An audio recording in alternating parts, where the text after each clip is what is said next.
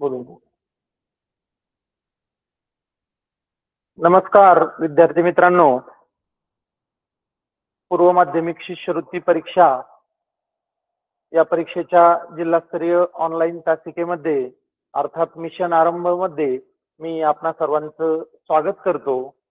आता या ठिकाणी स्लाइडवर आपला घटक आणि माझा परिचय दिलाय. माझा परिचय ऑलरेडी आपण काल करून घेतलेला आहे, त्याच्याबद्दल आपल्याला आता बोलायचं नाहीये. आपण आपल्या घटकाशी संबंधित जे आहे त्याच्यावर आता चर्चा करूया. काल आपण जो टॉपिक सुरू केला हाच टॉपिक आज आपण आजच्या तासाला कंटिन्यू करणार आहोत, कारण की या घटकासाठी आपल्याला 2 तासिका उपलब्ध झालेल्या आहेत. तर या घटकाचं नाव आहे व्हॉइस आणि व्हॉइसचे 2 प्रकार, ऍक्टिव्ह व्हॉइस, पॅसिव्ह व्हॉइस. आपल्याला या ठिकाणी स्क्रीनवर दिसतंय. घटक आपला इंग्लिश ग्रामर मधला महत्वाचा टॉपिक आहे आणि उपघटक व्हॉइस त्याचे 2 प्रकार, ऍक्टिव्ह व्हॉइस आणि पॅसिव्ह व्हॉइस. तर अशा या टॉपिक बद्दल आपण चर्चा करतोय. इंग्लिश ग्रामर मधला अतिशय महत्वाचा टॉपिक आणि या शिष्यवृत्ती इयत्ता 8वीच्या शिष्यवृत्ती परीक्षेमध्ये आपणाला हमखासपणे 2 गुण देऊन जाणारा हा टॉपिक. तर त्याची काय काय माहिती आहे, ही माहिती आपण बऱ्यापैकी काल घेतलेली आहे, शिकलेलो आहे आणि आपण पुढच्या टप्प्याकडे उदाहरणाच्या टप्प्याकडे आता गेलेलो आहे. आपण उदाहरणं सोडवायला सुरुवात केलेली आहे, परंतु आता पुढचे उदाहरण घेण्या अगोदर, पुढचे एक्झाम्पल्स आपल्याला सोडवण्या अगोदर आपण काल झालेल्या तासिकेबद्दल थोडंसं एक 5-10 मिनिटांमध्ये डिस्कशन करूया. साध्या भाषेमध्ये आपण त्याची रिव्हिजन घेऊया आणि मग पुढे जाऊया. ठीक आहे, सुरुवात करूया. आता आपला हा घटक change the voice. Change the voice म्हणजे अर्थात मराठीमध्ये काय म्हणायचं त्याला, प्रयोग बदला. व्हॉइस म्हणजे काय, व्हॉइस म्हणजे प्रयोग. आणि हा प्रयोग आपल्याला काय करायचा आहे, चेंज करायचा आहे. चेंज करायचा आहे म्हणजे बदलायचा आहे. अतिशय सोपं आहे, आपल्याला प्रयोग बदलायचा आहे. व्हॉइसच्या एका प्रकारामधून त्याचं रूपांतर आपल्याला दुसऱ्या प्रकारामध्ये करायचंय. आता ते प्रकार कुठले आहेत काय ते आपण काल शिकलोय, पुन्हा रिव्हिजन आपण इथं घेणारच आहोत. पण सिम्पली परीक्षेमध्ये एक प्रश्न याच्यावर निश्चितपणे विचारला जातो आणि त्याच्यासाठी 2 गुण निर्धारित असतात. शिष्यवृत्ती परीक्षेच्या 75 प्रश्नासाठी प्रत्येकी 2 गुण असतात, हे आपल्याला माहितच आहे. तर अशापैकी एक प्रश्न येणार आणि त्याचे 2 गुण आपल्याला निश्चितपैकी याचे मिळणार. एक वाक्य दिलं जाणार ऍक्टिव्ह व्हॉइसचं आणि त्याचे 4 पर्याय दिले जाणार पॅसिव्ह व्हॉइस मधील. तर तसा योग्य पर्याय आपल्याला पॅसिव्ह व्हॉइसचा त्याचा निवडायचा आहे. ठीक आहे, परीक्षेतल्या प्रश्नाबद्दल लक्षात आलंय. आता पुढे आपण व्हॉइस म्हणजे काय हे एक 5 मिनिटांमध्ये समजून घेऊया. What is mean by voice. आणि हा व्हॉइस आपल्याला चेंज करायचा आहे. चेंज करायचा आहे म्हणजे त्याच्यामध्ये बदल करायचा आहे. अतिशय सोपं आहे. फॉर्म्युला लक्षात राहिला, काही मिनिमम ज्या ज्या गोष्टी आहेत त्या लक्षात ठेवल्या, हे वाक्य आपल्याला एका प्रकारातून दुसऱ्या प्रकारामध्ये सहजपणे बदल करता येतं. चला तर मग व्हॉइस म्हणजे काय समजून घेऊया. अतिशय सोपं आहे. व्हॉइस म्हणजे काय, तर एक इंग्रजीमधलं एकच वाक्य आपल्याला 2 प्रकारे लिहिता येतं and that is called voice. जसं की आपण इंग्रजीमध्ये काही सिंपल वाक्य बोलतो, तर हे सिंपल वाक्य आपल्याला 2 वेगवेगळ्या प्रकारे बोलता येतात. किंवा कागदावर आपण ते लिहित असतो तर आपल्याला ते कागदावर वाक्य ही 2 वेगवेगळ्या प्रकारे आपल्याला ते लिहिता येतात. मग यालाच म्हणायचं व्हॉइस. पण 2 वेगवेगळ्या प्रकारे लिहिण्या कारणानं लिहिल्यानंतर त्याच्यामध्ये काही अर्थात बदल होतो का, तर निश्चित नाही. Definitely not. There is no changes in meaning of that sentence. त्या वाक्याच्या अर्थामध्ये कुठलाही बदल होत नाही. ते दोन्ही वाक्य एकच अर्थ दर्शवतात. फक्त बदलते तर काय, तर त्या वाक्याची रचना. म्हणजे एका वाक्यात कर्ता सुरुवातीला असतो तो दुसऱ्या प्रकारच्या वाक्यामध्ये शेवटी जातो. एका प्रकारच्या वाक्यामध्ये कर्म शेवटी असतं, ते कर्म सुरुवातीला येतं. असं या सेंटेन्सच्या कन्स्ट्रक्शन संबंधित फक्त चेंजेस होतात, अर्थामध्ये बदल होत नाही. तर अशा प्रकारे व्हॉइस म्हणजे काय कळलंय आपल्याला, की इंग्रजीमध्ये एकच वाक्य 2 प्रकारे वेगवेगळ्या लिहिता येतं. तर कोणते 2 प्रकार असतात हे व्हॉइसचे, ते आपण या ठिकाणी अगोदर समजून घेऊया. काल आपण ते बघितलेलेच आहेत. आता प्रकार समजण्या अगोदर हे बघा, 2 वाक्य आपण काल बघितले की कशा पद्धतीने ते 2 वेगवेगळ्या प्रकारे लिहिलंय. या ठिकाणी आपल्याला वाक्य दिसतंय, ती रीड्स अ स्टोरी. आता हेच वाक्य हे ऍक्टिव्ह व्हॉइसचं वाक्य आहे आणि ते पॅसिव्ह व्हॉइस या प्रकारामध्ये कसं लिहिलंय, a story is read by her. त्याचबरोबर दुसरं वाक्य, they changes the house, sorry they change the house. आणि हेच वाक्य दुसऱ्या प्रकारे कसं लिहिलंय, the house was change by them. तर असे हे दोन वाक्य दुसऱ्या प्रकारे लिहिलेले आहेत. तर अशा पद्धतीने त्याचा अर्थ बदल झालेला नाही. तर एक ऍक्टिव्ह व्हायचं वाक्य वरचं आणि खालचं पॅसिव्ह व्हायचं, अशी दोन उदाहरणं आपण बघितले.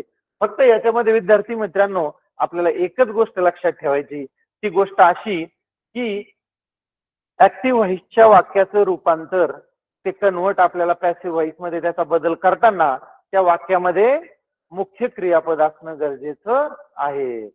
जर मुख्य क्रियापद त्या वाक्यामध्ये नसेल तर आपण ते वाक्य ऍक्टिव्ह व्हॉइसच्या एका प्रकारातून पॅसिव्ह व्हॉइसच्या प्रकारामध्ये ते आपण बदल करू शकत नाही. आपल्याला मुख्य क्रियापद असणं गरजेचं आहे.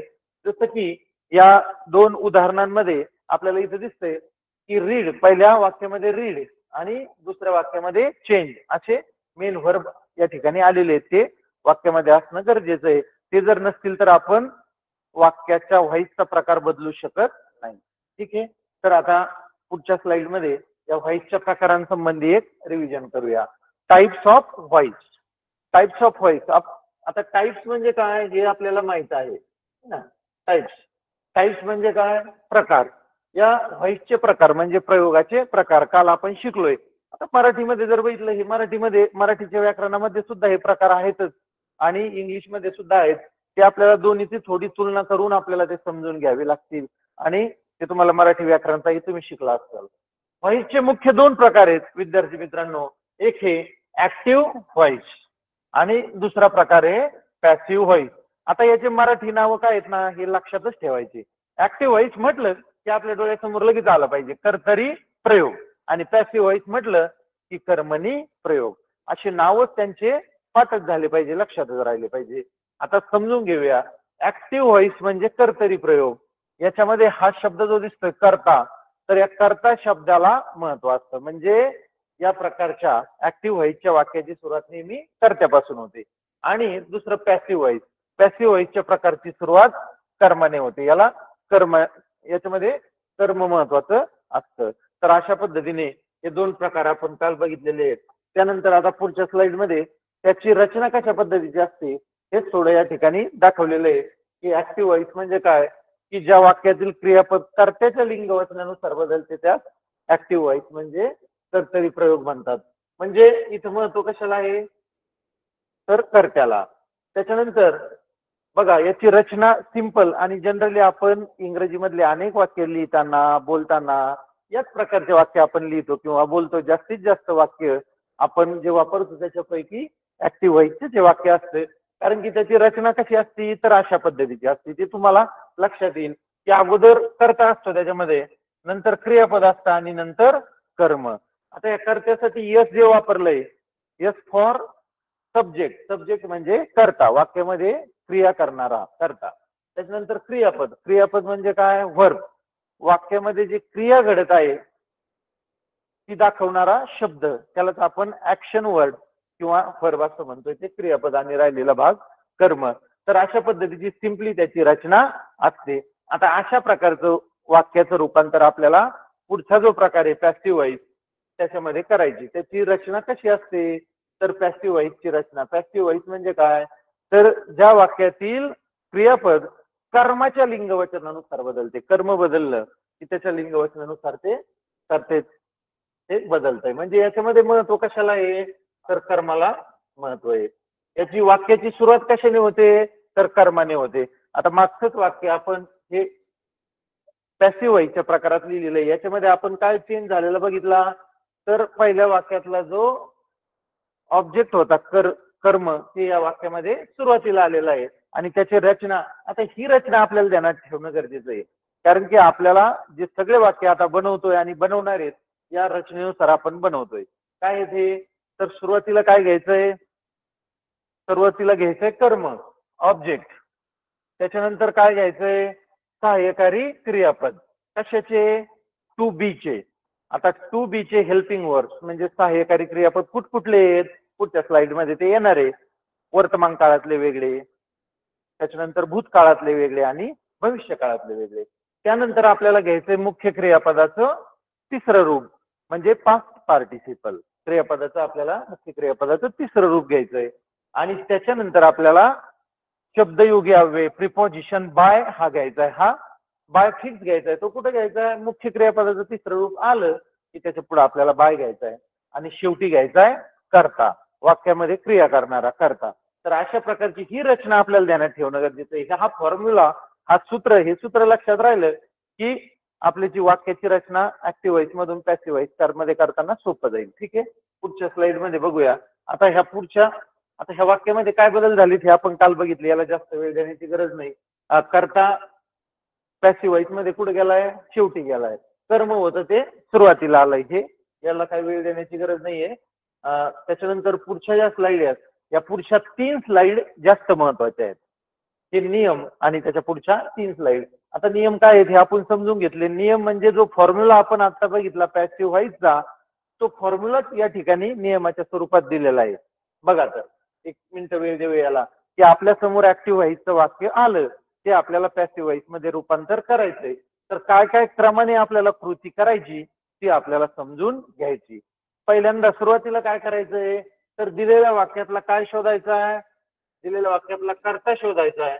त्याच्यानंतर क्रियापद शोधायचंय आणि त्यानंतर कर्म शोधायचंय. ही आपली पहिली पायरी. हे आपण शोधलं की आपलं पुढचं बरंचसं काम सोपं होतं. कर्ता म्हणजे सब्जेक्ट, क्रियापद म्हणजे व्हर्ब आणि कर्म म्हणजे ऑब्जेक्ट, हे शोधायचं. हे शोधल्यानंतर आपल्याला पॅसिव्ह व्हॉइस मध्ये वाक्य बनवणं सोपं होतं. त्याच्यानंतर आता जे कर्म आपण शोधलंय, या कर्माने वाक्याची सुरुवात करायची. बघा, आता दुसरा नियम, वाक्याची सुरुवात कर्माने करावी. या वाक्याची सुरुवात कशाने करायची? कर्माने. त्यानंतर पुढची पायरी, वाक्याच्या काळानुसार सहाय्यकारी क्रियापद टू बीचं वापरावं. त्या वाक्यातला काळ बघायचा, काळ ओळखता आला पाहिजे आपल्याला त्या वाक्याचा. तो आपल्याला त्या वाक्यातल्या व्हर्ब वरून, ऍक्शन वर्ड वरून ओळखता येईल. जर वर्तमान काळ असेल तर टू बीचे वर्तमान काळी हेल्पिंग वर्ब घ्यायचे, पास्ट टेन्स भूतकाळ असेल तर भूतकाळी घ्यायचे आणि भविष्यकाळ असेल तर भविष्यकाळ रूप घ्यायचे टू बीचे. त्याच्यानंतर पुढचा भाग आहे, क्रियापदाचं तिसरं रूप म्हणजे पास्ट पार्टिसिपल घ्यावे. आता जे सूत्र लिहिले ना, तर त्याच्या टू बीच्या पुढे काय आहे? पास्ट पार्टिसिपल, मुख्य क्रियापदाचं तिसरं रूप घ्यायचंय. 3 रूप असतात क्रियापदाला, वर्तमानकाळी रूप, भूतकाळी रूप आणि तिसरं पूर्ण भूतकाळी रूप. प्रेझेंट फॉर्म, त्याच्यानंतर पास्ट फॉर्म आणि पास्ट पार्टिसिपल. त्यातलं आपल्याला तिसरं रूप पास्ट पार्टिसिपल घ्यायचंय. त्याच्यानंतर पुढे बाय लावायचा आहे. हे शब्दयोगी अव्यय बाय लावायचा आहे. आणि त्याच्यानंतर सगळ्यात शेवटी आपल्याला काय घ्यायचंय? दिलेल्या वाक्यातला कर्ता घ्यायचा आहे. आता कर्ता घ्यायचा आहे, जर कर्ता विशेष नाम असेल, व्यक्तीचं, पुरुषाचं, स्त्रीचं, मुलाचं, मुलीचं असं काही नाव असेल, प्रॉपर विशेष नाम, प्रॉपर नाउन, तर आपल्याला काय घ्यायचंय? तो शब्द जसा तसा घ्यायचा आहे. उदाहरणार्थ दिलंय राम, गीता. पण जर तो कर्ता सर्वनामाच्या रूपात आलेला असेल, जसं की आय, वी, त्याच्यानंतर ही, ती, इट, असं नामाऐवजी सर्वनामाच्या रूपात तो आलेला असेल, तर आपल्याला काय घ्यायचंय? मात्र त्या कर्त्याची प्रथमा विभक्तीच्या ऐवजी कोणती घ्यायची? द्वितीया विभक्ती. आता हे विभक्ती वगैरे हा खूप मोठा टॉपिक आहे. फक्त आपल्याला त्यातलं ध्यानात काय ठेवायचंय की प्रथमा विभक्तीचे जे सर्वनाम आहे त्याची द्वितीय विभक्ती काय होते हे लक्षात ठेवायचंय. ते पुढच्या 3 स्लाइड मध्ये आहे, ते एकदा बघा आणि मग उदाहरणाकडे जाऊया. बघा, विभक्ती कशा पद्धतीने बदल होतो. जर सर्वनाम आलं तर सर्वनामाचे हे प्रथम विभक्ती आहेत, ह्या ऍक्टिव्ह व्हॉइस मध्ये येतात आणि पॅसिव्ह व्हॉइस मध्ये त्याच्यामध्ये काय बदल करायचा हा तर सोपं आहे. आय हा सर्वनाम आला असेल, आय हे सर्वनाम आला असेल तर आपल्याला त्याचं मी मध्ये रूपांतर करायचंय पॅसिव्ह व्हॉइसच्या वाक्यामध्ये कर्ता म्हणून. त्याच्यानंतर वी असेल तर यू, त्याच्यानंतर वी असेल तर अस घ्यायचंय, त्याच्यानंतर यू असेल तर यू आणि ही असेल तर हिम. आपण हे काल वाक्य 2-3 बनवले. त्याच्यानंतर सी असेल तर स्त्रीलिंगी नाऊन, स्त्रीलिंगी प्रोनाऊन आहे, हर घ्यायचंय. त्याच्यानंतर इट असेल तर इटच, त्याच्यामध्ये बदल होत नाही. दे असेल तर देम. अशा प्रकारे ह्या विभक्ती, याचं ही माहिती असणं. हे बघा, हा तक्ता जो आहे, हा तक्ता आणि याच्या पुढचे 2 तक्ते हे तुम्हाला महत्वाचे आहेत. तर पुढे बघा, आता हे नाऊन प्रोनाऊनची विभक्ती कशी बदलायची ते आपण बघितली. त्याच्यानंतर आपल्याला बघायचंय की हेल्पिंग व्हर्ब कसे घ्यायचे काळानुसार. सगळ्यात महत्वाचं आपल्याला टू बीचं हेल्पिंग व्हर्ब पॅसिव्ह व्हॉइसच्या वाक्यात घ्यायचंय, पण ते घेताना काळानुसार घ्यावं लागतं आणि मग आपल्याला दिलेल्या वाक्यातला अगोदर काळ ओळखणं गरजेचं असतं. काळ आपण ओळखला की त्याच्यानुसार हेल्पिंग वर्ब आपल्याला घेता येतं. काळ कसा ओळखायचा, तर काळाचं क्रियापद शोधायचं. क्रियापदावरून तो काळ आपल्याला लक्षात येईल. त्याचं वर्तमानकाळी रूप आहे का भूतकाळी रूप आहे का भविष्यकाळी रूप आहे, त्याच्यानुसार हे आपल्याला काय घ्यायचे, त्या ठिकाणी सहाय्यकारी क्रियापद घ्यायचंय. जर वर्तमानकाळी असेल तर काय, एम, इज, आर. त्याच्यानंतर भूतकाळी असेल तर वॉज, वेअर याच्यापैकी. भविष्यकाळी रूप असेल तर शाल बी, विल बी. अशा पद्धतीने आपल्याला हेल्पिंग वर्ब घ्यायचे काळानुसार. त्यानंतर पुढच्या स्लाइड मध्ये आपण बघतोय की क्रियापदाचे 3 रूप कसे असतात. आता मी या ठिकाणी मोजकेच क्रियापद घेतलेत. हे बघा, या ठिकाणी आपल्याला 6 क्रियापद दिसतात. 6 क्रियापदाचं हे पहिलं रूप, दुसरं रूप, तिसरं रूप. आता अशा प्रकारचे अनेक क्रियापद आहेत. ग्रामरच्या पुस्तकात ते आपल्याला दिसतील, सापडतील. आपण त्याचा अभ्यास करणं गरजेचं आहे. कारण की ह्या क्रियापदाचं जर तिसरं रूप आपल्याला माहिती नसेल तर आपण वाक्य पॅसिव्ह व्हायचं बनवू शकत नाही, किंवा चुकीचंच रूप घेण्यात आलं तर त्याचा अर्थ बदलेल आणि ते वाक्यही चुकून जाईल. म्हणून आपल्याला अनेक क्रियापदांचे तिसरं रूप, आता या ठिकाणी हे 3 रूप आहेत, आपल्याला घ्यायचं तिसरं रूप, पण ध्यानात ठेवताना पहिलं, दुसरं, तिसरं अशा क्रमाने तिने पाठ करायचे. काल आपण शेवटी जे प्रश्नोत्तर घेतले त्याच्यात एका मुलीने काहीतरी प्रश्न विचारला होता. एक्झॅक्टली ते कळलं नाही आपल्याला, ते मुलांच्या आवाजामुळे लक्षात आलं नाही, पण तिचं असं विचारित होती का हे तिन्ही रूप कशा पद्धतीने घ्यायचे किंवा लक्षात ठेवायचे, तर ते आपल्याला पाठ करणं गरजेचं आहे. ग्रामरच्या पुस्तकातून जास्तीत जास्त आपण ते पाठ करणं, आणि एकदा पाठ झाले की ते लवकर विसरल्या जात नाही विद्यार्थी मित्रांनो. आणि म्हणून जसं की राईट, रोट, रिटर्न हे एकदा म्हटलं, पाठ झालं का ते डोक्यातच बसून जातं आणि ते माणूस विस्मरणात ते जात नाही, ते विसरत नाही. म्हणून जास्तीत जास्त हे क्रियापदाचे 3 रूप पाठ करणं हे त्याच्यावर पर्याय आहे. तर इथं बघा, आपल्याला 3 रूपांचा या ठिकाणी काही उदाहरणं, 6 क्रियापद दिसत आहेत. पहिला आहे इट, त्याचं दुसरं रूप भूतकाळी रूप एट, आणि तिसरं या ठिकाणी आपल्याला दिसतंय पास्ट पार्टिसिपल. आपल्याला पास्ट पार्टिसिपलच जास्त महत्वाचं आहे. तर इट, एट, इटन. त्याच्यानंतर राईट, राईट, रोट, रिटन. काल आपण याचं एक उदाहरण बघितलंय. त्याच्यानंतर प्ले. आता हे प्ले लक्षात ठेवा, प्लेवर आपण एक एक्झाम्पल आता लगेच पुढे घेणार आहोत. प्ले, तर याचे दुसरं आणि तिसरं रूप सारखेच आहेत, प्लेड, प्लेड. काही क्रियापद असे असतात ज्यांचे दुसरे आणि तिसरं रूप म्हणजे भूतकाळी रूप आणि पूर्ण भूतकाळी रूप पास्ट पार्टिसिपल हे सारखेच असतात. त्याच्यानंतर काही क्रियापद असे असतात ज्यांचे तिन्ही रूप वेगवेगळे असतात. Just like first one, it, ate, eaten, याचे तीनही रूप वेगवेगळे आहेत. काही क्रियापद असे असतात की त्यांचे तीनही सारखे आहेत, पण ते क्वचित कमी आहेत तसे, त्यांचे तीनही रूप सारखे, पण आपल्याला ते पाठ करायचे. बघा या ठिकाणी प्ले, प्लेड, प्लेड या ठिकाणी दुसरं आणि तिसरं रूप सारखं दिसतंय. त्याच्यानंतर ब्रिंग, ब्रॉट, ब्रॉट हे पण दोन्ही सारखे दिसतात. हेही क्रियापद लक्षात ठेवा, हे दोन्ही लक्षात ठेवा. आता आपल्याला ते उदाहरणामध्ये घ्यायचे. त्याच्यानंतर स्पीक, स्पोक, स्पोकन. इथं पण तिन्ही पण बदललेत, स्पीक, स्पोक, स्पोकन. आणि त्यानंतर ओपन, ओपनचं दुसरं आणि तिसरं सारखंच आहे, ओपन, ओपन. तर अशा पद्धतीने काही क्रियापद असतात. हे क्रियापदाचे हा कॉलम विशेष करून लक्षात ठेवायचा, तिसरं रूप.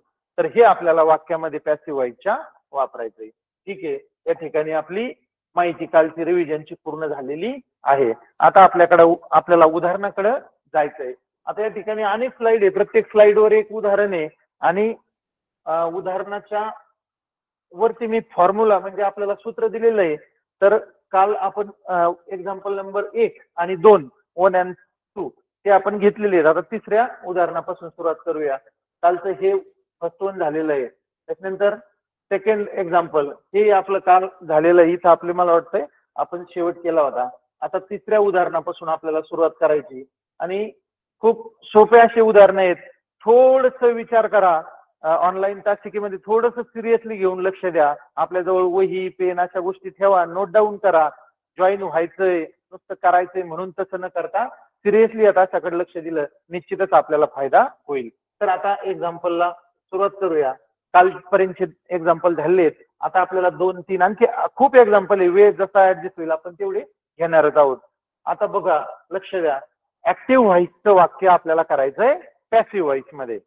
आता एक ध्यानात घ्या, आपल्याला आणखी एक सोपं शिष्यवृत्ती परीक्षेच्या संदर्भात आपल्याला वाक्य बनवायचं नाहीये, एक फायदा असा आहे की तिथं 4 पर्याय दिले जाणार आहेत आणि त्या 4 पर्यायापैकी विचार करून निवडायचा आहे.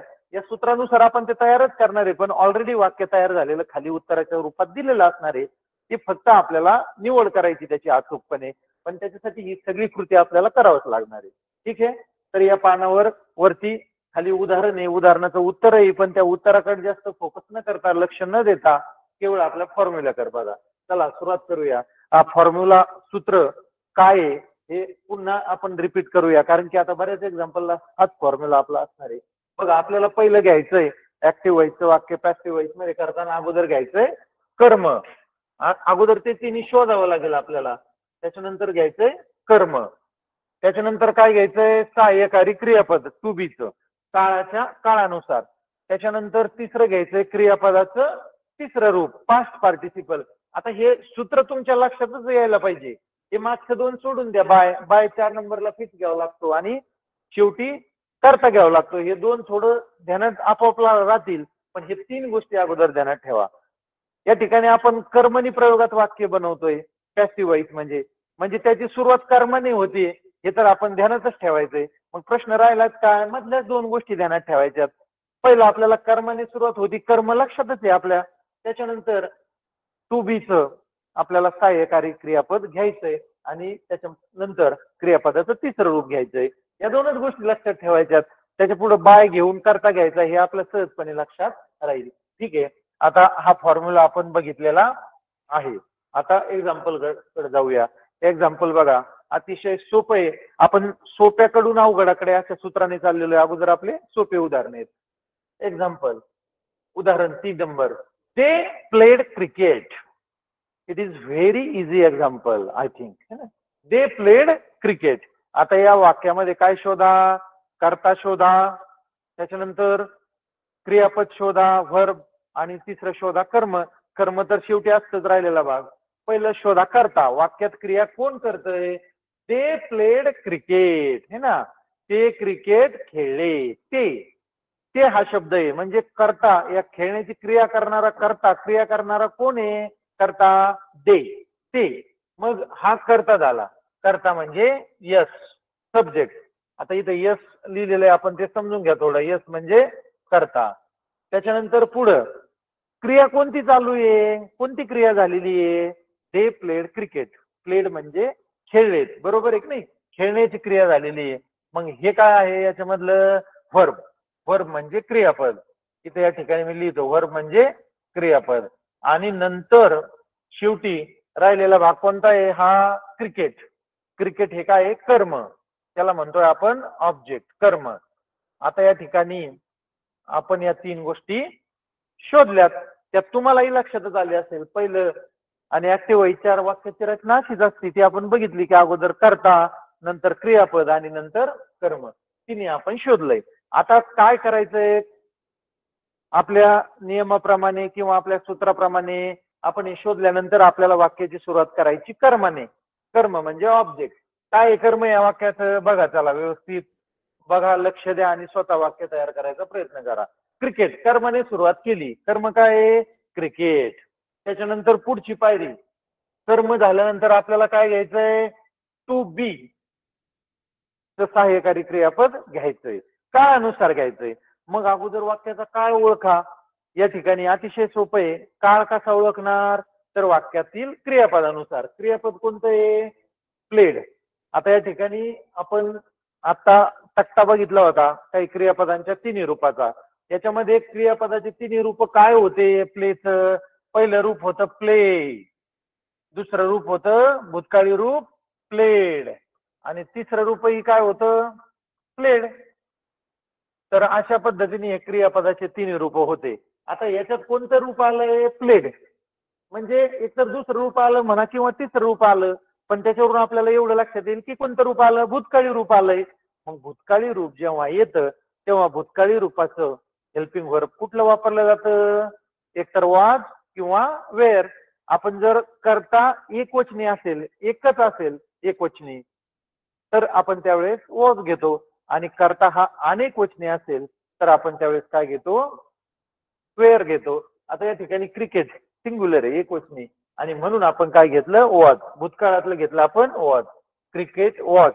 त्याच्यानंतर आता इथं प्ले या क्रियापदाचं व्हर्बचं आपल्याला तिसरं रूप घ्यायचं, पास्ट पार्टिसिपल. आता या ठिकाणी दुसरं आलेलं आहे आणि त्याचं दुसरं तिसरं रूपही काय आहे, प्लेडच आहे. मग ते तसंच येईल, क्रिकेट वॉज प्लेड. त्याच्यानंतर बाय, हे बाय कशाच पद्धतीने येणार आहे, क्रिकेट वॉज प्लेड बाय. आता या ठिकाणी एक बदल काय झालं, या देमचं रूपांतर देचं रूपांतर देम मध्ये झालं. पण काय झालं, कसं झालं, तर दे हे सर्वनाम आहे आणि सर्वनाम हे प्रथम विभक्तीतलं आहे आणि पॅसिव्ह व्हॉइस मध्ये त्याचं रूपांतर करताना काय करावं लागतं आपल्याला, द्वितीय विभक्तीमधलं सर्वनाम घ्यावं लागतं. तो जो तक्ता बघितला आपण त्याचं काय झालंय, सेम. आणि म्हणून अशा पद्धतीने वाक्य तयार झालंय, cricket was played by them.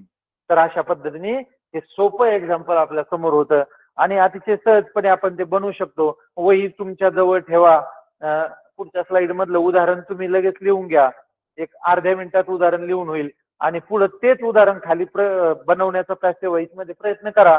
आणि नाही लक्षात आलं तर एक्सप्लेनेशन चालूच आहे, त्याचं उत्तरही सोबत खाली दिलेलं आहे. ठीक आहे, पुढच्या एक्झाम्पल कडे जाऊया. वेगवेगळे उदाहरण आपण आता घेणार आहोत.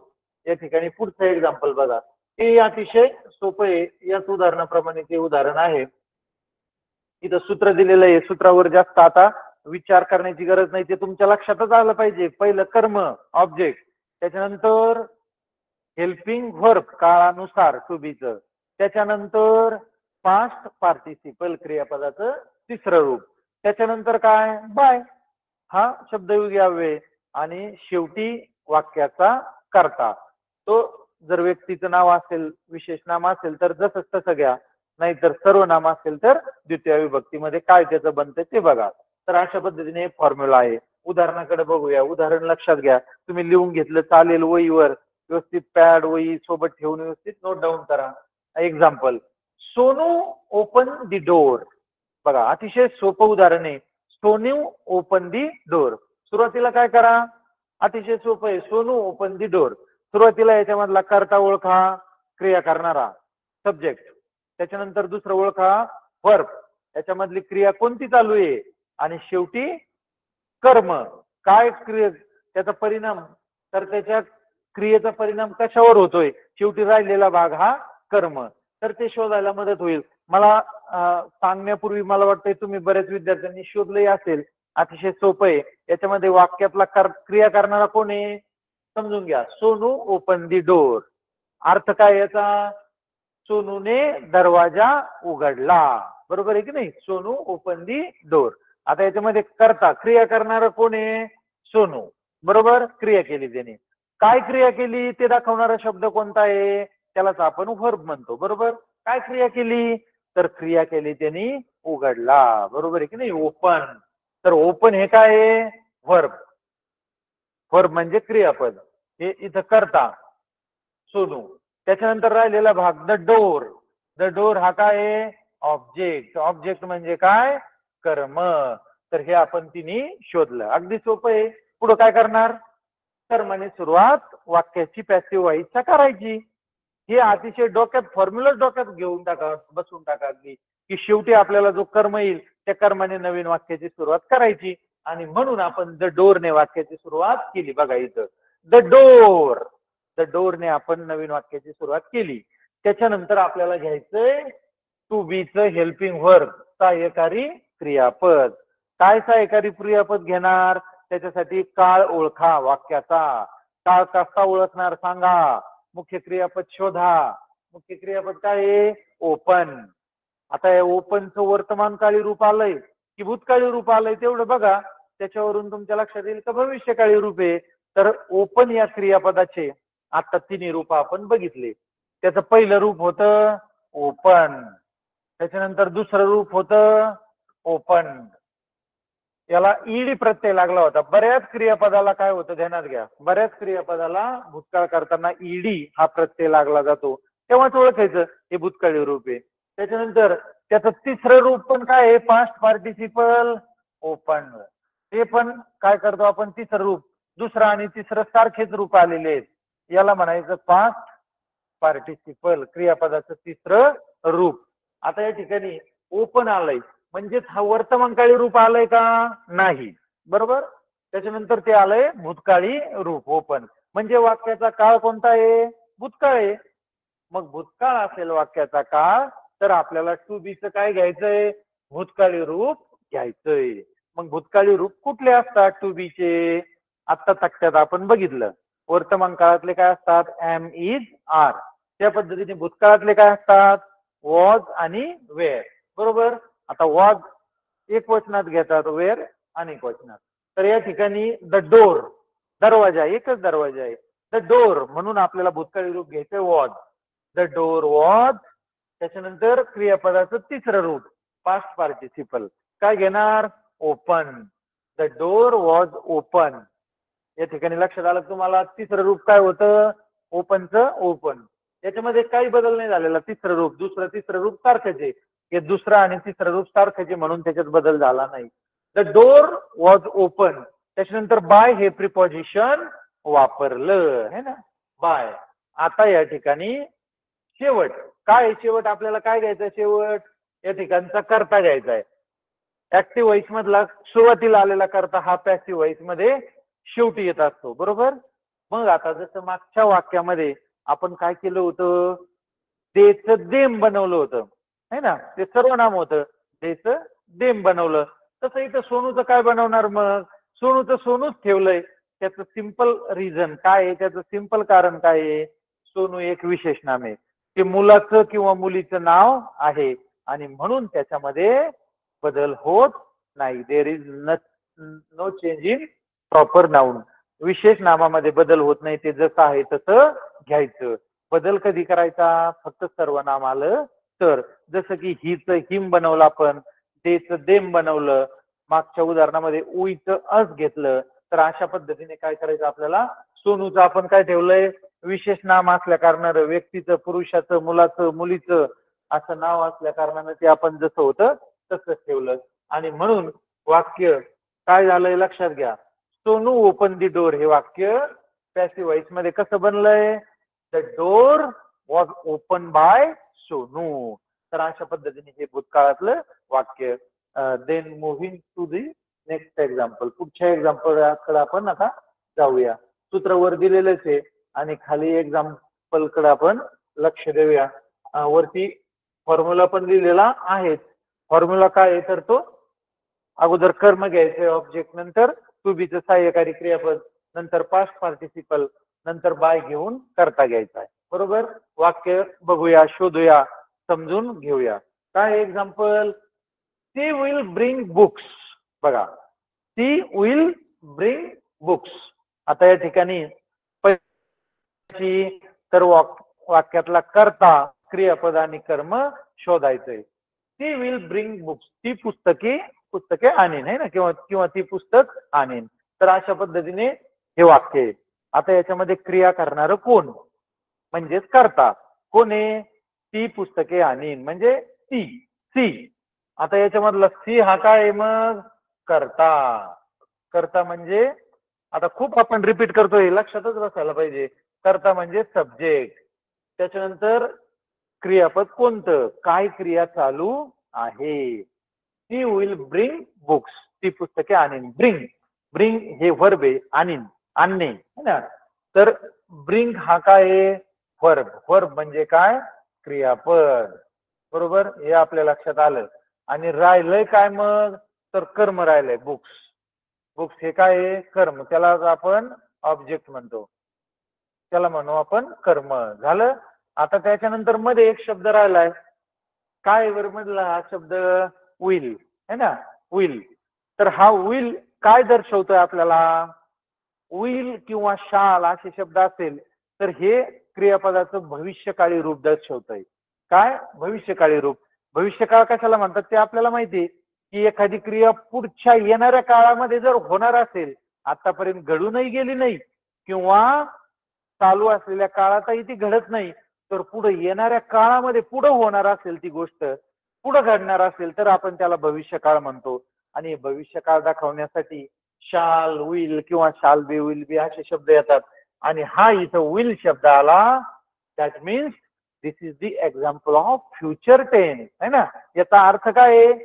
की विल शब्द आला म्हणजे हे वर्तमान काळाचं वाक्य नाही, भूतकाळाचंही नाही, हे वाक्य आहे भविष्य काळाचं.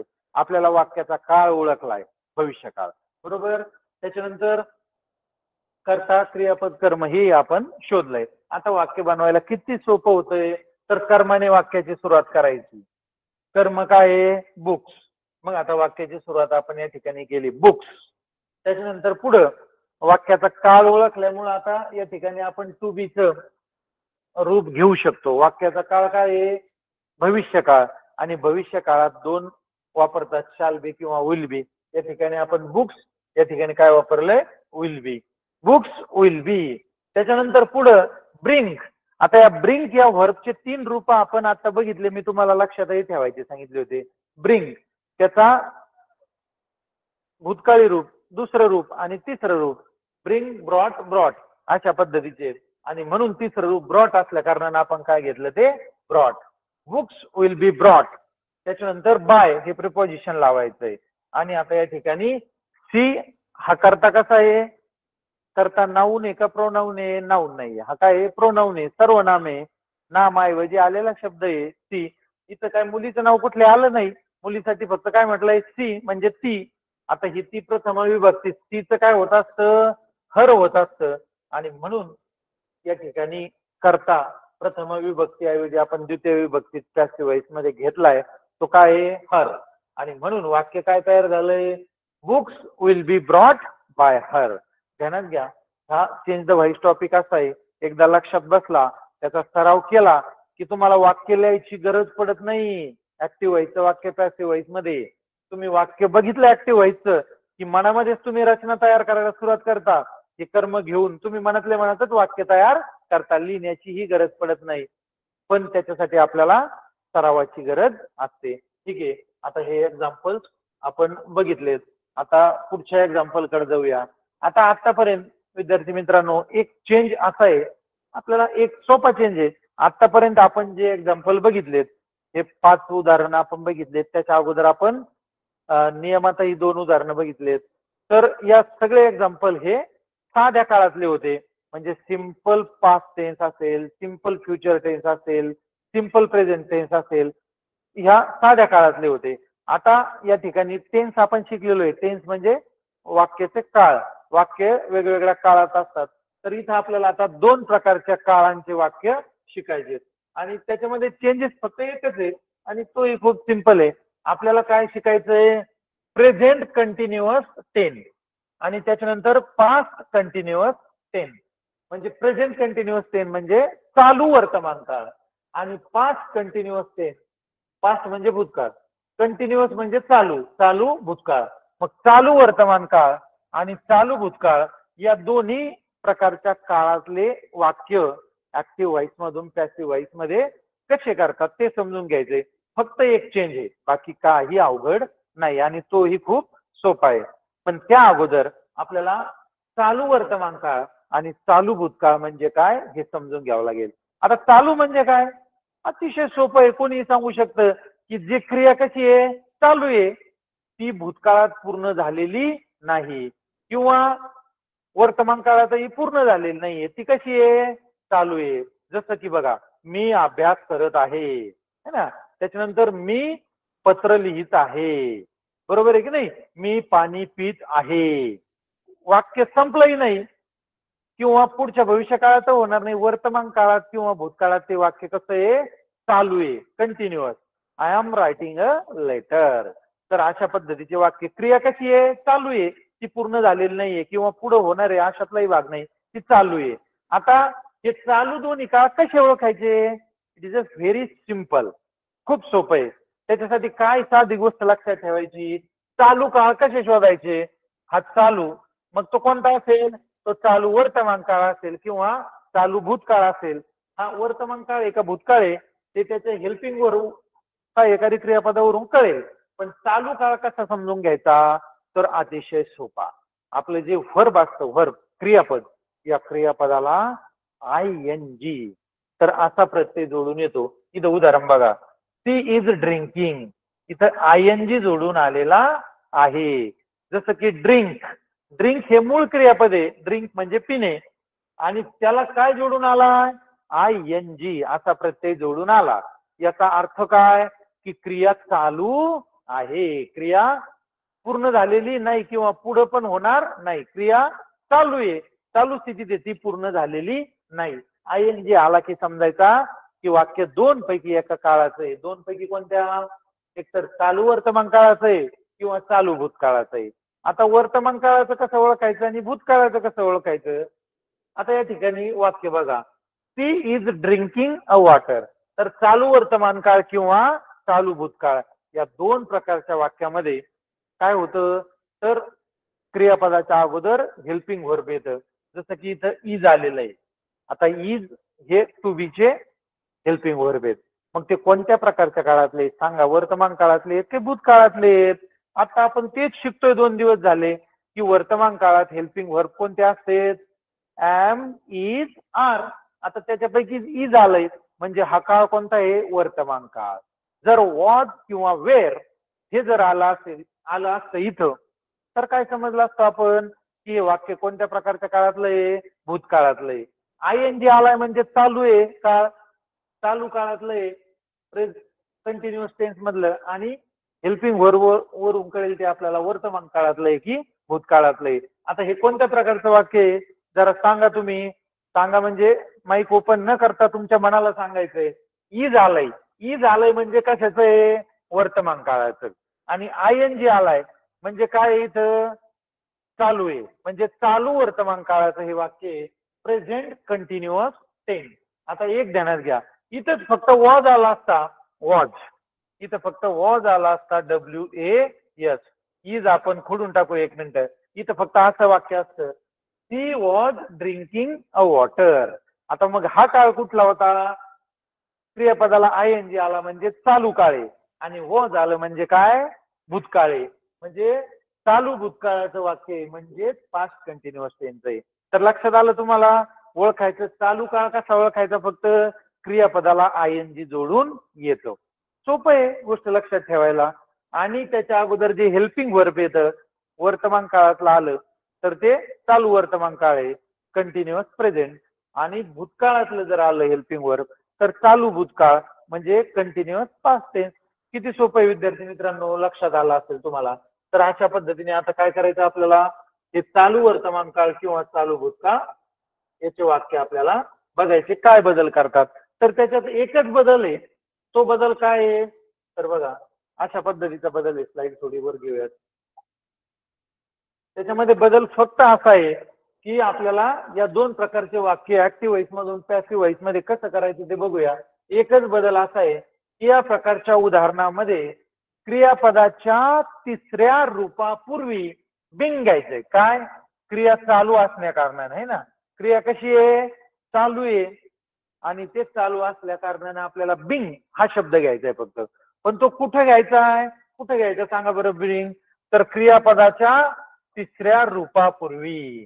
तर तिसरं रूप क्रियापदाचं म्हणजे काय असतं? Past participle. आपल्या सूत्रानुसार आपण क्रियापदाचं तिसरं रूप घेतो ना, त्याच्या अगोदर काय घ्यायचं? फक्त बिंग. झालं. बाकीचा काहीही बदल नाही. ठीक आहे. तर आता उदाहरण सोडवायला सुरुवात करूया, समजून घेऊया. बाकी जसे पहिले उदाहरण शिकलो समजून घेतले तसंच आहे. उदाहरण बघा, ती इज ड्रिंकिंग अ वॉटर. आता याच्यामध्ये ING जोडून आलेला आहे म्हणजे चालू काळ आहे, आणि इज आलेलं आहे म्हणजे वर्तमान काळ आहे, चालू वर्तमान काळ आहे म्हणजे कंटिन्युअस प्रेझेंट टेन्स आहे. बरोबर. तर आता या वाक्याचं रूपांतर पॅसिव्ह व्हॉइस मध्ये कसं करायचं ते बघूया. बदल बाकीचा सूत्रानुसार काही होणार नाही. There is only one and one change. तिथं फक्त एक आणि एकच बदल आहे. काय बदल येतो? तर पास्ट पार्टिसिपल जिथे घ्यायचं त्याच्या अगोदर फक्त घ्यायचंय काय? बिंग. क्रिया चालू असल्या कारणानं. मग कसं होईल तयार? चला सुरुवात करूया. अगोदर वाक्यातला कर्ता, क्रियापद, कर्म शोधूया. करता काय आहे? चला बोला. करता आहे ती इज ड्रिंकिंग अ वॉटर. ती पाणी पित आहे. वॉटर म्हणजे पाणी, ड्रिंकिंग म्हणजे क्रिया चालू आहे पिण्याची. ती पाणी पित आहे. तर कोण करतंय क्रिया? ती. ती म्हणजे सी. आता हा सी काय झाला याच्यामधला? करता. करता म्हणजे सब्जेक्ट. त्याच्यानंतर याच्यामधलं व्हर्ब कुठलं? त्याला ING जोडून आलाय. ठीक आहे. पण व्हर्ब कुठलं आहे? मूळ ड्रिंक. काय मूळ? ड्रिंक. त्याला आयएनजी जोडून आलाय, हे व्हर्ब. आता हे क्रियापद तुम्हाला ओळखायचं याच्यामुळे सांगतोय की आपल्याला त्याचं तिसरं रूप घ्यायचंय ना, म्हणून क्रियापदाचे तिन्ही रूप लक्षात आले पाहिजे. आणि राहिलेला भाग अ वॉटर, हे काय आहे मग? कर्म, ऑब्जेक्ट. बरोबर. तर आता ह्या गोष्टी आपल्याला कळल्या. चला सूत्रानुसार काम करूयात. सुरुवातीला काय घ्यायचंय? ऑब्जेक्ट. शेवटचा भाग अगोदर घ्यायचा आहे पॅसिव्ह वॉइस मध्ये. म्हणजे काय येईल? अ वॉटर. अ वॉटरने वाक्याची सुरुवात झाली. पुढं काय घ्यायचं असतं? आपलं सूत्र आठवा जरा. इथं आता सूत्र नाही लिहिलं, सूत्र आठवा. कर्म घेतल्यानंतर पुढची पायरी काय? तर हेल्पिंग वर्ब घ्यायचं असतं, सहाय्यकारी क्रियापद काळानुसार. आता आपल्याला चालू वर्तमान काळ किंवा चालू भूतकाळामध्ये एवढा एक फायदा होतो की आपल्याला वर्तमान हेल्पिंग वर्ब त्याच्यामध्ये दिलेलंच असतं, ते घ्यावं लागतं, सोपं जातं जरा. मग हे चालू वर्तमान काळाचं होतं ना, आणि वर्तमान काळातले कोणते असतात? एम इज आर, त्याच्यातले इज दिलेलंच आहे, ते घ्यावं लागतं. मग अ वॉटर इज. बरोबर. इथपर्यंत आपल्या दोन गोष्टी पहिल्या सूत्रानुसार पूर्ण झाल्या. आता सूत्रामध्ये आपली पुढची पायरी काय होती विद्यार्थी मित्रांनो? पायरी अशी होती, याच्यानंतर हेल्पिंग वर्ब नंतर आपल्याला घ्यायचं होतं पास्ट पार्टिसिपल, क्रियापदाचं तिसरं रूप. ते घ्यायचंय. फक्त आपल्याला इथं चेंज काय आहे या चालू काळामध्ये? की बिंग हा शब्द कुठे घ्यायचा आहे? क्रियापदाच्या तिसऱ्या रूपापूर्वी. म्हणून आपण आता पुढे काय घेतलाय? बिंग घेतलेला आहे, क्रियापदाचं तिसरं रूप वापरण्यापूर्वी. आणि शेवटी काय मग? क्रियापदाचे तिन्ही रूप आता बघणं गरजेचं आहे. ड्रिंक, ड्रिंक, ड्रिंकचे काय आहेत तिन्ही रूप? आता हे निश्चित तुमच्यासाठी ही गोष्ट आता येत नसेल, अडचणीची असेल, पण तुम्हाला हे क्रियापदाचे तिन्ही रूप पाठ करावी लागतील. ड्रिंक, ड्रँक, ड्रंक असे तीन रूप आहेत, तिन्ही पण वेगळे आहेत. Drink, drank, drunk. तिसरं रूप काय? ड्रंक. आणि म्हणून इथं आपण काय घेतलं? ड्रंक.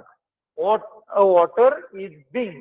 या तिसऱ्या रूपाच्या अगोदर काय घेतलाय? तिसऱ्या रूपाच्या अगोदर घेतलाय being. A water is being drunk. त्याच्यानंतर बाय, हे प्रिपॉजिशन घेतलं बाय. आणि शेवटी सी असल्या कारणानं या सीचं प्रथम विभक्ती द्वितीय विभक्तीमध्ये काय झालंय? हर. तो काय बनलंय वाक्य? A water is being drunk by her. याच्यामध्ये काही बदल नाही झाला विद्यार्थी मित्रांनो, पहिल्या सूत्रानुसारच वाक्य बनवलंय. फक्त बदल काय केलाय चालू काळातला?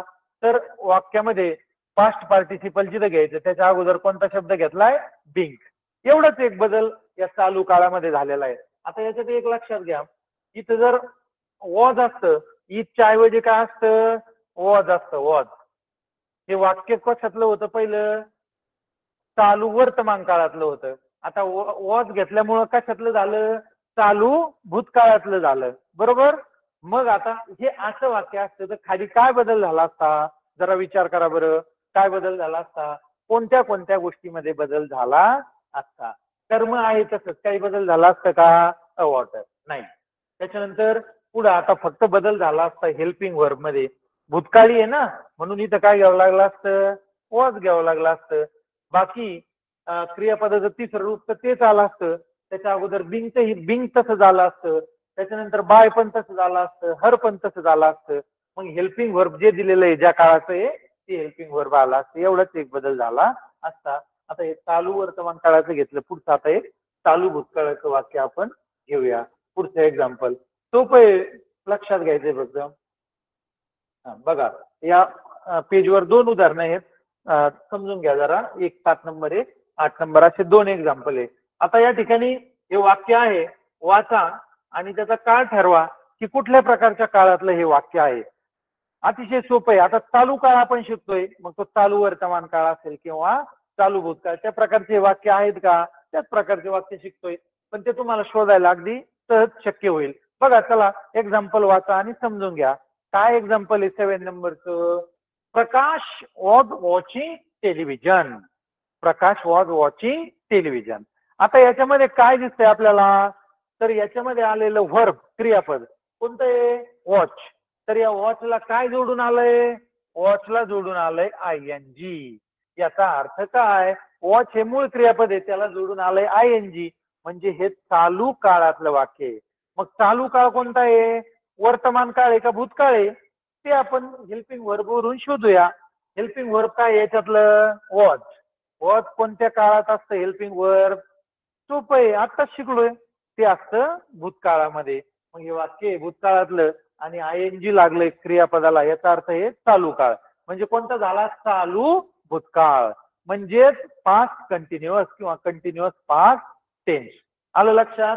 तर या वाक्यामध्ये काय काय बदल करायचे, चला शोधा, विचार करा, समजून घ्या. काय होईल बदल? आता या ठिकाणी मी उत्तर दिलेत. आपण आता पुढचे 1-2 उदाहरणं असे घेऊयात विद्यार्थी मित्रांनो. पुढचे 1-2 उदाहरणं असे घेऊयात ज्याच्यामध्ये उत्तर दिलेलेच नाहीये, ते आपण सोडून घेऊयात. म्हणजे तुम्हाला उत्तर दिसणार नाही आणि तुम्ही उदाहरण लिहून खाली वहीमध्ये सोडवण्याचा प्रयत्न, तयार करण्याचा प्रयत्न करा. आता यामध्ये काय होईल? प्रकाश वॉज वॉचिंग टेलिव्हिजन. काय काय बदल करायचा सांगा. चला पहिलं शोधलंय आपण त्याचा करता. कोण आहे करता? क्रिया करणारा. Prakash was watching television. Prakash TV बघत होता. मग कोण क्रिया करतोय? Prakash. So here Prakash is a subject. Prakash काय याच्यामध्ये? सब्जेक्ट, करता. त्याच्यानंतर वॉच हे काय आहे? वॉच हे वर्ब, क्रियापद. आणि राहिलेला भाग टेलिव्हिजन हा आहे ऑब्जेक्ट म्हणजे कर्म. हे आपण तिन्ही शोधलेलं आहे. आणि वॉज मधलं हे हेल्पिंग वर्ब आलेलं आहे, तेच आपल्याला खाली घ्यायचंय भूतकाळातलं. ठीक आहे, चला आता वाक्य बनवायला सुरुवात करूया.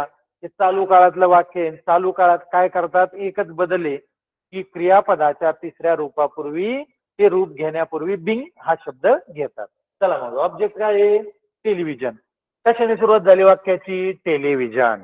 त्याच्यानंतर बाय हे हेल्पिंग वर्ब आलेलं आहे भूतकाळातलं, ते आपण तसंच घेतलंय तिथं. ते एक फायदा आपल्याला या चालू काळामध्ये होतो. विचार करायची जास्त गरज पडत नाही. Television watch. आता या ठिकाणी क्रियापदाचं तिसरं रूप घ्यायचंय. वॉचचे तिन्ही रूप काय आहेत? पहिलं वर्तमानकाळी रूप आहे WATCH वॉच. आणि पुढचे रूप काय आहेत? वॉच. त्याला ईडी जोडून येतो. हे पहिलं रूप आहे वॉच. आणि दुसरे दोन्ही रूप काय आहेत? वॉच. ईडी जोडून त्याला येतो वॉच. आणि पुढं तिसरं रूपही दुसऱ्या रूपाप्रमाणे ईडी जोडून त्याला येतो. ठीक आहे. त्याच्यानंतर मग बघा तिसरं रूप आपल्याला वॉच घ्यायचं, ईडी लागलाय. तिसरं रूप घेण्यापूर्वी बिंग शब्द घ्यायचा आहे चालू काळामध्ये, तेवढंच एक बदल आहे. Television was being watch by. By शब्द घेतलाय आणि इथं व्यक्तीचं नाव आलंय म्हणून नाऊन आपण ते जसं तसं विशेष नाम इथं घेतलंय. Television was being watch by Prakash. तर अशा प्रकारे हे वाक्य बनलंय. आलं लक्षात? तर अशा पद्धतीने आपण हे चालू काळातले वाक्य बघितलंय. पहिलं होतं चालू वर्तमान काळातलं आणि चालू भूतकाळातलं. आता हे पुढचं इज आहे आणि इथं ING म्हणजे हे चालू वर्तमान काळातलंच आहे. मला असं वाटतं हे वाक्य घेण्याऐवजी आपण पुढचा एक प्रकार समजून घेऊया. तर आता पुढचा एक प्रकाराचं समजून घेऊया, एक उदाहरण, म्हणजे आपल्याला त्याच्यातून कळेल. बघा पुढचा प्रकार काय आहे? आता आपण बघितले पहिला एकदम सुरुवातीला प्रकार सिंपल पास्ट टेन्स बघितला. त्याच्यानंतर सिंपल फ्युचर टेन्स आणि सिंपल प्रेझेंट टेन्स. सुरुवातीला जे 5-6 उदाहरण बघितले ते साध्या काळातले बघितले. आता जे 2-3 उदाहरणं बघितले हे चालू काळातले बघितले, चालू वर्तमान काळ किंवा चालू भूतकाळ.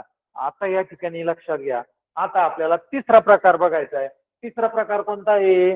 पूर्ण वर्तमान काळ किंवा पूर्ण भूतकाळ. त्याला काय म्हणायचं? Present perfect tense. बघा या ठिकाणी लक्ष द्या. प्रेझेंट म्हणजे वर्तमान काळ आणि परफेक्ट म्हणजे काय? पूर्ण झालेला. म्हणजे एखादी क्रिया वर्तमान काळातच पूर्ण झालेली असेल किंवा एखादी क्रिया भूतकाळामध्येच पूर्ण झालेली असेल तर त्याला काय म्हणतात? भूतकाळात क्रिया पूर्ण झालेली असेल तर पूर्ण भूतकाळ पास्ट परफेक्ट, आणि वर्तमान काळात क्रिया पूर्ण झाली असेल तर प्रेझेंट परफेक्ट. अशी या 2 काळाचे उदाहरणं आपल्याला बघायचे. ते उदाहरणं, आणि हे तर खूपच सोपं आहे बघा विद्यार्थी मित्रांनो.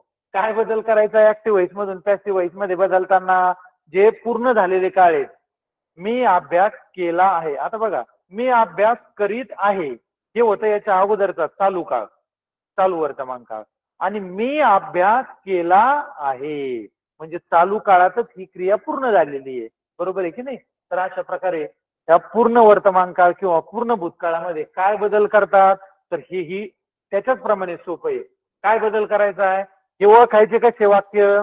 बघा पूर्ण वर्तमान काळ जर आलेला असेल तर त्याच्यामध्ये एक तर हॅज आलेला असतं किंवा हॅव आलेला असतं.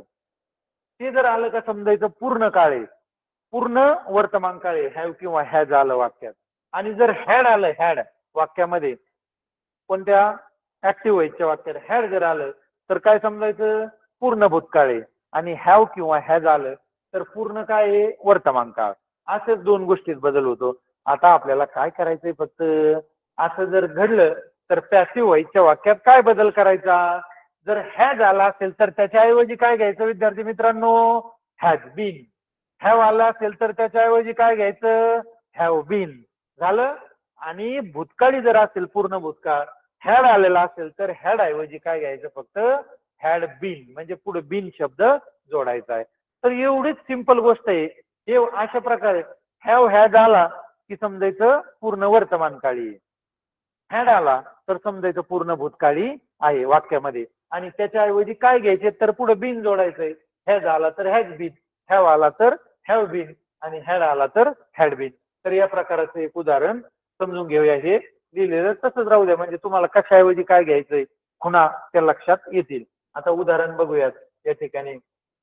बघा, the boy has kick the ball. The boy has kick the ball म्हणजे काय, त्या मुलाने त्या बॉलला किक मारली, पायाने काय मारली ठोकर मारली किंवा किक मारली बॉलला, बरोबर. आता एक समजून घ्या या प्रकारच्या वाक्यामध्ये हॅज आलाय. हॅज काय अर्थ आहे याचा, काय तुमच्या लक्षात येईल हॅज आल्यामुळं. हॅज आल्यामुळं आपल्या असं लक्षात येईल की हॅज म्हणजे हे कोणत्या प्रकारचं वाक्य आहे तर हॅज किंवा हॅव, हॅव किंवा हॅज हे वर्तमान काळात असतात, बरोबर, पूर्ण वर्तमान काळात. म्हणजे हे वाक्य कोणत्या प्रकारचं आहे पूर्ण वर्तमान काळाचं हे वाक्य आहे. आता याच्यामध्ये काय बदल करतात फक्त तर हॅव आला तर त्याच्याऐवजी घ्यायचं हॅज बीन, हॅव आला तर काय घ्यायचं हॅव बीन, एवढंच बदल आहे. आणि बाकीचं तर आपल्या सूत्रानुसार आपण ते करायचंच आहे. तर सिम्पली आहे. तर आपण बघूया चला. तर याच्यामधला कर्ता कर्म क्रियापद शोधा. तर पहिला कर्ता आहे द बॉय, क्रिया करणारा कोण आहे द बॉय. द बॉय हा आहे कर्ता सब्जेक्ट. त्याच्यानंतर kick, K I C K, kick म्हणजे लात मारणे आहे ना किक. तर हे किक काय आहे वर्ब, त्याला जोडून ईडी आलाय, म्हणजे इथं क्रिया पूर्ण झालेली आहे. पूर्ण ईडी जोडून येतोच पूर्ण काळ जो असतो. त्याच्यानंतर पुढे द बॉल, द बॉल हे काय आहे कर्म ऑब्जेक्ट. आता हे बाकीचं तर आपल्या सूत्रानुसारच करायचंय आपल्याला, काहीच अवघड नाही. फक्त हॅज आला तर हॅज बीन घ्यायचं, हॅव आला तर हॅव बीन घ्यायचं, आणि हॅड आला तर हॅड बीन घ्यायचं, सिम्पली. आता त्याच पद्धतीने सुरुवात करूया. चला सुरुवातीला घेऊया कर्म द बॉल. द बॉलने वाक्याची सुरुवात झाली. त्याच्यानंतर आता इथे हॅज आला, हॅज आल्यानंतर पॅसिव्ह व्हायच्या वाक्यात हॅजच्या ऐवजी काय घेतात, हा बाण कुठे जातो बघा, हॅजच्या ऐवजी काय घेतात हॅज बीन, आणि म्हणून आपण इथे घेतलं हॅज बीन.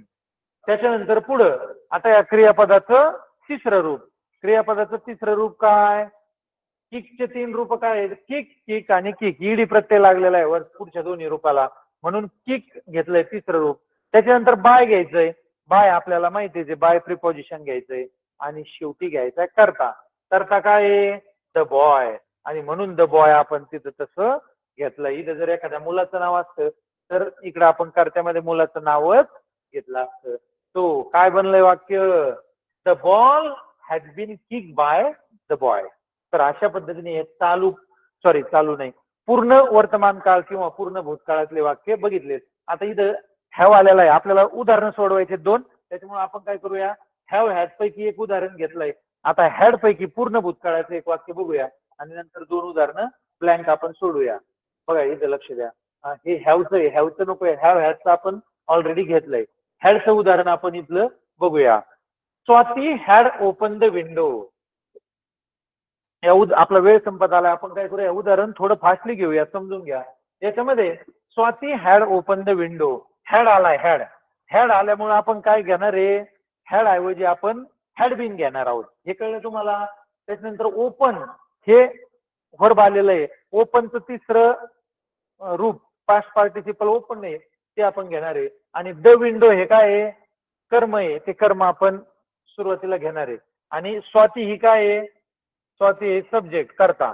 मग आता सुरुवात काय झाली द विंडो, द विंडोने कर्माने सुरुवात झाली. त्याच्यानंतर हॅड ऐवजी काय घेतलं, हॅड ऐवजी घेतलंय हॅड बीन, बरोबर आहे की नाही. हॅड असेल ते काय समजायचं की वाक्य कोणत्या प्रकारचं आहे पूर्ण भूतकाळातलं आहे, मग हॅड ऐवजी काय घेतात, हॅड बीन. त्याच्यानंतर ओपनचं तिसरं रूप ओपन. त्याच्यानंतर बाय हा शब्द घेतला, बाय. आणि स्वाती हे प्रॉपर नाऊन आहे, व्यक्तीचं मुलीचं नाव आहे, म्हणून आपण काय घेतलं, स्वाती ऐवजी स्वातीच घेतलं.